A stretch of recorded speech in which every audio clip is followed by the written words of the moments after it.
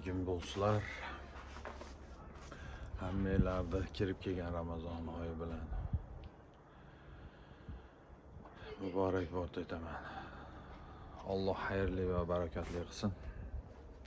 Do'stlar, xullas sizlar bilan anchadan beri gaplasha olmadik. Men Baltic Transline'dan ishdan ketdim. Sabablarini aytaman. Hozir Manvesta degan kompaniyaga ishga o'tyapman. Xo'p, akalar, uzoq vaqt video qo'yolmaganim sabablari ozgina shu Baltic Transline'da 50 kun, 49 kun ishlab tushdim. Shu 49 kunning ichida shtraf bo'ldi. 600 Sloveniyada videosini qo'yganman. Esinglarda bo'lsa, profilda bor. Xullas 600 euro shtrafni ishdan kelganimdan keyin o'zimga ilishvordi bo'ynimga. Oyligini ushlab qolishdi. O'tgan yil hisobidan Baltic Transline'da ishlaganlar biladi. 3 hafta o'qishga pul oladi, 1,5 ming euro. O'shani olmagan ekan o'tgan yil. Bu yil olib qolibdi. Mana shu safarda 900 euro olib qoldi, yana 300 euro minusga ham tiqib qo'ydi.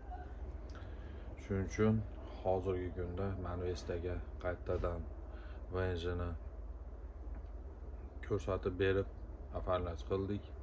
Ular meni o'zlari Migrisga o'chirtga qo'yib berdi. Zamena rabotadatelya qildik. Ya'ni ishni almashtirdik, ish beruvchini almashtirdik. Xolos. 100 euro to'lov bor ekan. Oson bitar ekan u. Ishdan ketgan akalar Yevropada ishdan ketishdan qo'rqib hijolat bo'lib yurgan akalar hijolat bo'lmanglar. Ish ko'p va ishga kirish qiyin emas. Уже Yevropada o'qitingiz bor. O'qit bo'lgandan keyin hamma kompaniya ham ishga oladi. Shunaqa gaplar. Hozir Yevropeyskiy chip kartaga topshirganman. Uni xabari kelgan, tayyor deb ertaga borib olaman.